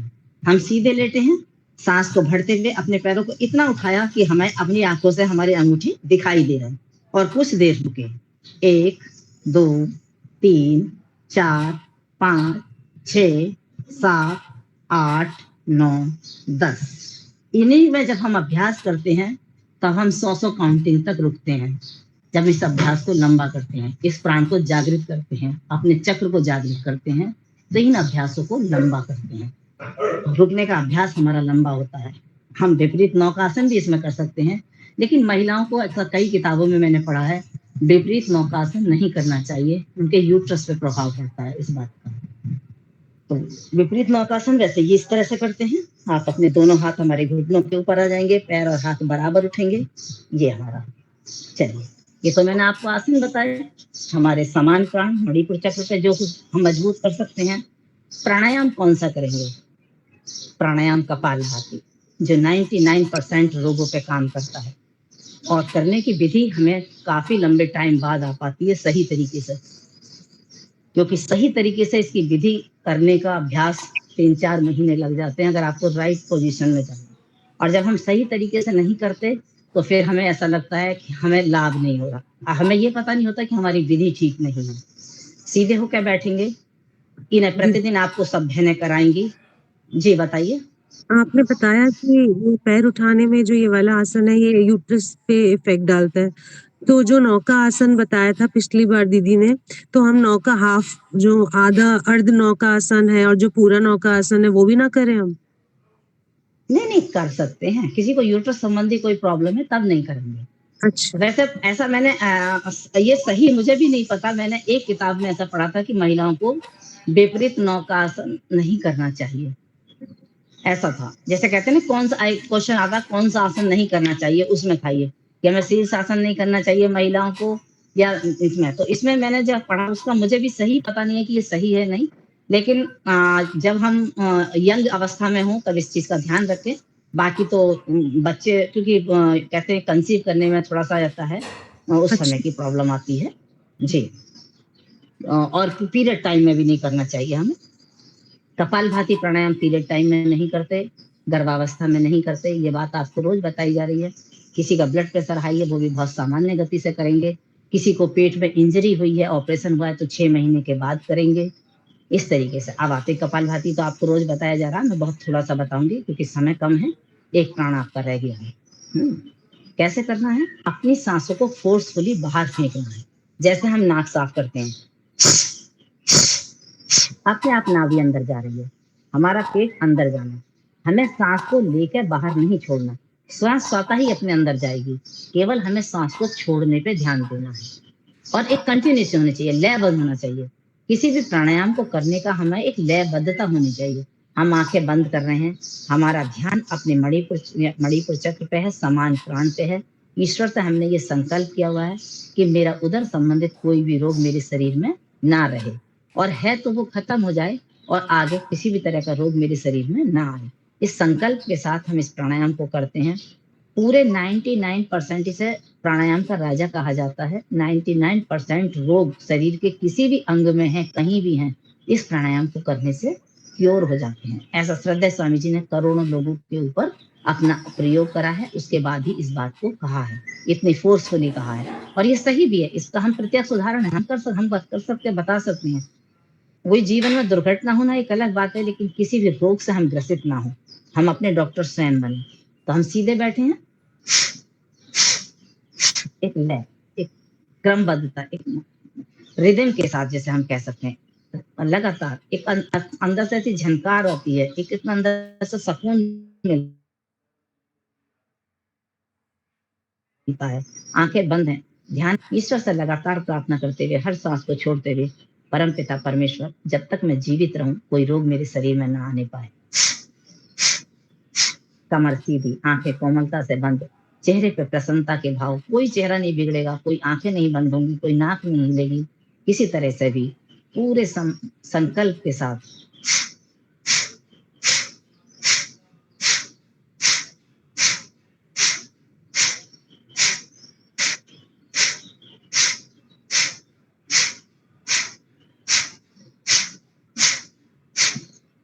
एक सेकंड में एक स्टॉप। सामान्य व्यक्ति के लिए, किसी का ब्लड प्रेशर लो है वो 120 तक कर सकता है, गति को बढ़ा सकता है। किसी का ब्लड प्रेशर हाई है वो 40 और 30 ही स्टॉक लगाएगा, वो सामान्य गति से भी कम करेगा, धीरे धीरे। कैसे? लेकिन करेंगे सब, करते करते अपने आप को निरोग बनाना है। तो ये आपको प्राणायाम बता दिए, आसन बता दिए। अब सबसे लास्ट में बचता है हमारा अपान प्राण। अपान प्राण का क्या काम है? विसर्जन और प्रजनन दोनों का। हमारे शरीर से मल मूत्र को बाहर फेंकने का जो काम करता है, हमारे पसीने के माध्यम से, कफ के माध्यम से, हमारी जो है आंखों में ना कीचड़ कभी कभी आ जाती है इस तरीके से, तो मलमूत्र के माध्यम से, हमारे बलगम के माध्यम से जो भी शरीर की गंदगी बाहर निकलती है वो कौन करता है? अपान प्राण। अपान प्राण मजबूत होगा तो हमारी सबसे ज्यादा हम अपान प्राण के कमजोर होने से हमें कौन कौन से रोग आ सकते हैं? हमें कब्ज रहेगी, हमारा पेट साफ नहीं रहेगा, हमें प्रॉब्लम मासिक धर्म में आएगी, पुरुषों को सेक्स संबंधित आएगी, प्रोस्टेट ग्लैंड की प्रॉब्लम हो सकती है, महिलाओं में मासिक धर्म से संबंधित हो सकती है, उनको पीरियड हर महीने दर्द के साथ होता है, आपको गर्भाशय की प्रॉब्लम हो सकती है, आपका जो प्रसव है वो सामान्य नहीं होगा, ऑपरेशन से होगा। ये जितने भी चीजें हैं, क्योंकि हमारा पेल्विक मसल्स जो होती हैं उनमें हम ना, जब हम चलते हैं तो भी फर्क नहीं पड़ता उनसे, हम किसी भी तरह से बैठते हैं, हम केवल इन आसनों से ही इस प्राण को मजबूत कर सकते हैं। तो जितने भी हिप ओपनिंग वाले आसन हैं, हमारी थाई से हिप ओपनिंग, जो भी हिप ओपनिंग वाले आसन है वो सारे इसके अंदर आते हैं। और प्राण गर्भावस्था में भी केवल हम बद्ध कोण आसन ही कराते हैं कि आप बद्ध कोण आसन में बैठे रहें, और आप केवल एक ही आसन को अगर करते रहते हैं और घुटनों के बल बैठते हैं, आपको जो है हाफ घुटनों के बल बैठते हैं, कुर्सी पोजीशन में बैठते हैं, ये 2-3 आसन ऐसे कराते हैं जिससे ये प्राण मजबूत होता है। तो सबसे पहले हम खड़े होकर करने वाले आसन करेंगे, अपने पैरों में थोड़ा सा गैप करेंगे और धीरे धीरे अपनी सांस को छोड़ते हुए अपने घुटनों को लेकर जाएंगे। प्रयास रहेगा हमारी गर्दन सीधी रहे, अपने हाथों को जोड़ेंगे और इस पोजीशन में आएंगे। ये पेल्विक फ्लोर की जितने भी हमारी मसल्स हैं इन पर प्रभाव आना चाहिए। सांस को छोड़ते हुए दोनों पैरों में गैप है, पैर सीधे हैं, अपने हाथों को हम इस तरह से रुकेंगे थोड़ी देर, 1 2 3 4 5 6 7 8 9 10, वापस आ जाएंगे। अब इसमें घुटनों में दर्द है किसी को तो सब तो इस आसन को नहीं कर सकते, बैठ जाएंगे, अपने पैरों को दोनों को मिलाएंगे, इसे बद्ध कोण आसन कहते हैं। और जब हम पैरों को हिलाते हैं तो तितली आसन हो जाता है। लेकिन सबसे पहले हम अपने इन मसल्स को खोलने के लिए, जो पेल्विक फ्लोर की मसल्स होती हैं, इन्हें खोलने के लिए हम केवल अपने कंधों को ऊपर की तरफ खींचेंगे, पैर के दोनों तल में मिले हुए हैं, और जितना अपने नजदीक लेके आएंगे, पास लाएंगे। एक स्थिति ऐसी आ जाती है, मेरी भी थी, मेरे दोनों घुटने बिल्कुल जमीन से मिलने लगते थे। तो इस तरीके से हमारे दोनों घुटने हमारी जमीन को टच करें जब तक हम इस आसन का अभ्यास करेंगे। तो केवल हम सीधे ऐसे भी बैठे हैं, कुछ नहीं कर पा रहे हैं, तो भी हमारा अपान प्राण मजबूत होगा इस तरीके से। और जब अगर हम धीरे धीरे झुकते हैं आगे, सांस को छोड़ते हुए अपनी कोहनियों से अपने घुटनों को नीचे की तरफ प्रेशर देते हैं, कमर को लंबी रखेंगे और धीरे धीरे आएंगे, कोई भी झटके से नहीं आएगा, जबरदस्ती नहीं करेगा इन आसनों में बिल्कुल भी, क्योंकि इसमें मसल्स खींचने का सबसे ज्यादा अपान प्राण में एक ही होता है, हमारी मसल्स पे बहुत ज्यादा प्रभाव पड़ता है। खिंचाव को महसूस करें, सांस को छोड़ते हुए धीरे धीरे वापस आए। अभी आप देखेंगे बहनें आसन कराएंगी, पूरे पूरे जमीन से टच हो जाती हैं और सब कुछ हमारा भी होता था, लेकिन फिर से होगा। अभी तो हम केवल आपको विधि बता देते हैं। धीरे धीरे वापस आएंगे, सांस को भरते हुए वापस आएंगे। फिर से एक बार करेंगे, सांस को बिल्कुल खाली कर देंगे, कोहनी का प्रेशर हमारे घुटनों पर रहेगा और अपनी कमर को लंबी करते हुए धीरे धीरे अपने पैरों को, अपने दोनों पैर के अंगूठों से अपनी नाक को पकड़ लेते हैं, टच कर लेते हैं और पूरे खिंचाव को देखते हैं, कितना खिंचाव आ रहा है। इन आसनों को करते हैं तो हमारा पेट बिल्कुल साफ रहता है, कब्ज नहीं रहेगी, आंख संबंधित कोई नहीं होगा, हमारी प्रोस्टेट की जो पुरुषों में समस्या नहीं आएगी, सेक्स संबंधित कोई समस्या नहीं होगी। मलमूत्र का हमारे शरीर से गंदगी को बाहर फेंकने का काम करता है अपान प्राण। अगर हम ये भी नहीं कर पा रहे तो अपने पैरों को सीधा खोल देंगे ऐसे, और हम केवल मात्र ऐसे ही बैठे रहें, पैरों को सीधा इस तरह करके, इस तरीके से, तो भी धीरे धीरे होता है। पहले हम इसी स्थिति में रहें, फिर धीरे धीरे अपनी कमर को लंबी करते हुए जो भूमि नमन आसन है उसको करते हैं, लेकिन कोई जबरदस्ती नहीं करेगा, कोई भी। आप खिंचाव को केवल महसूस करें अपने। इन आसनों को आज जब करें तो आप केवल अनुभव करें कि हमें कहाँ खिंचाव आ रहा है। धीरे धीरे नीचे जाएंगे, अपने पैरों के अंगूठों को पकड़ेंगे, पैरों की एड़ियों को बाहर की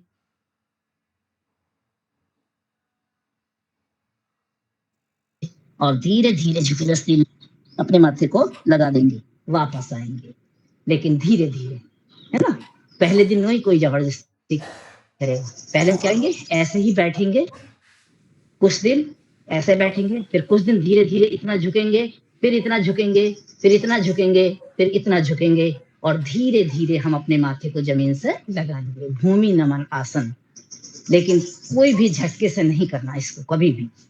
उसके बाद अगर हम ये भी नहीं कर पाते तो हम क्या करेंगे, दो अंगूठे को पकड़ेंगे, अपने पैरों को सामने खोल देंगे सीधा, बिल्कुल आराम से पैरों को फैला के इस आसन में आ जाएंगे। अपना बैलेंस बना के रखें, गिर ना जाना पीछे की तरफ को। हम पीछे गिर जाते हैं पकड़ते ही, तो अपने बैलेंस का ध्यान करेंगे, है ना, कोई भी। इससे हम आराम से, लेकिन हम क्या करना है, हमें आसन में रुकना है। स्थिर सुखम आसनम, जब तक हम अपने आसन में रुकेंगे नहीं, हमारा कोई प्राण जागृत नहीं होगा। प्राणों को जागृत करने के लिए, अपने चक्रों को जागृत करने के लिए हमें कुछ समय तक रुकना होगा, वापस आ जाएंगे। तो जितने भी हिप ओपनिंग के आसन हैं वो सब हम करते हैं इस अपान प्राण को जागृत करने के लिए। ये आपके पांचों प्राण हो गए और स्वादिष्टान चक्र होता है यहाँ पे हमारा। मैंने आपको चक्रों के बारे में बताया, प्राणों के बारे में बताया, कौन से आसन कर सकते हैं, उसके साथ कौन सा प्राणायाम कर सकते हैं। ये आपका कोर्स पूरा हुआ।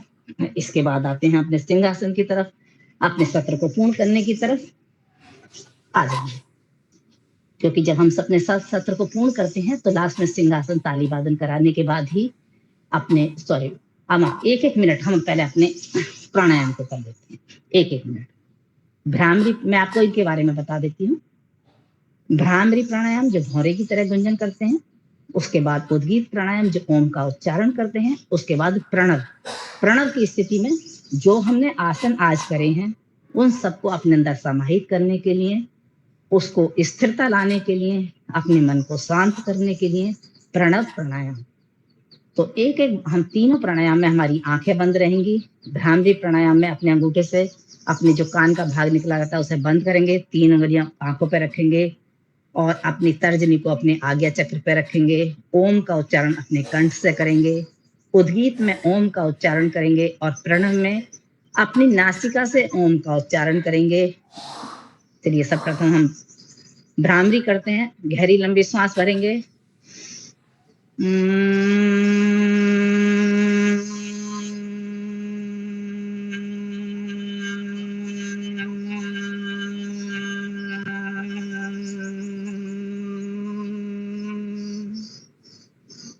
उद्गीत प्राणायाम अपने ज्ञान मुद्रा में अपने हाथों को अपने बिल्कुल सीधे होकर बैठेंगे और गहरे लंबा सांस भरेंगे। आ ऊ म 3 का उच्चारण करते हैं। ब्रह्मा विष्णु महेश जिन्होंने सृष्टि की रचना की है पालन पोषण कर रहे हैं और संहार भी मैंने किया है। का ध्यान करते हुए ओम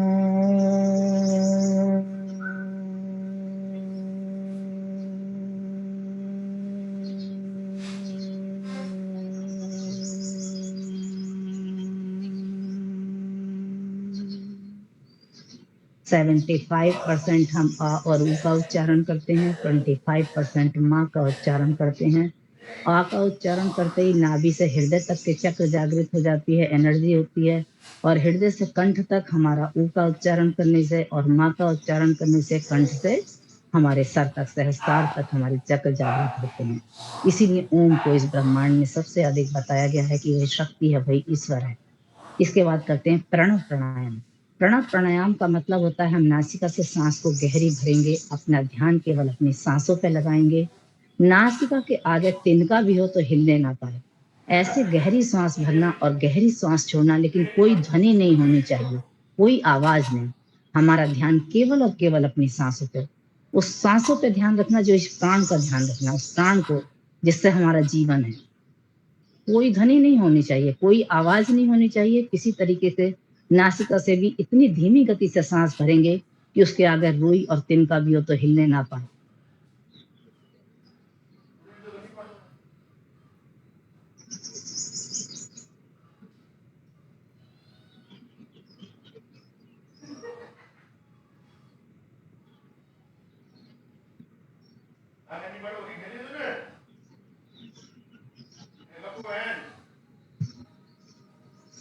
अपने माथे पे ओम की बिंदी लगाएंगे, उगते हुए सूरज में ओम की आकृति को देखेंगे, महसूस करेंगे मेरा पूरा शरीर ऊर्जामान शक्तिमान हो रहा है।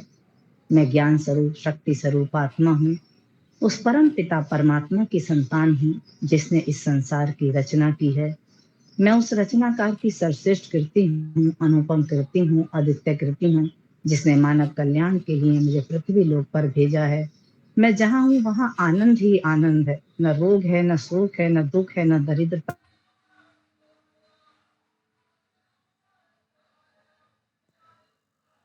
परिवार देश के लिए कल्याणकारी बन सकूं, ईश्वर मुझे ऐसी शक्ति प्रदान करे। ओम शांति शांति शांति।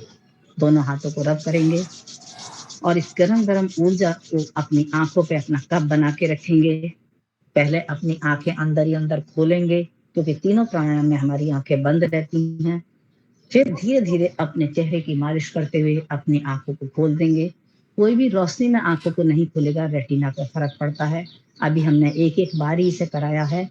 हम अपने कक्षा में या स्वयं जब करते हैं तो कई कई बार, 5-5 बार, 7-7 बार इसका उद्बोधन करते हैं, इसे करते हैं, लेकिन समय की सीमा है।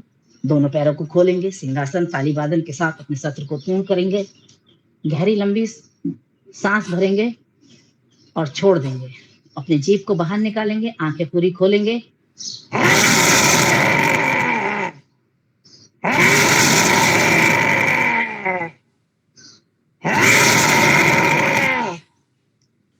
अपनी लार को अपने अंदर लेके जाएंगे, अपने गले को सहलाएंगे अपनी लार से और अपने थायराइड ग्लैंड की मसाज करेंगे। ऐसे हाथों को इस तरीके से नीचे की तरफ लेके जाएंगे, ताली वादन करेंगे।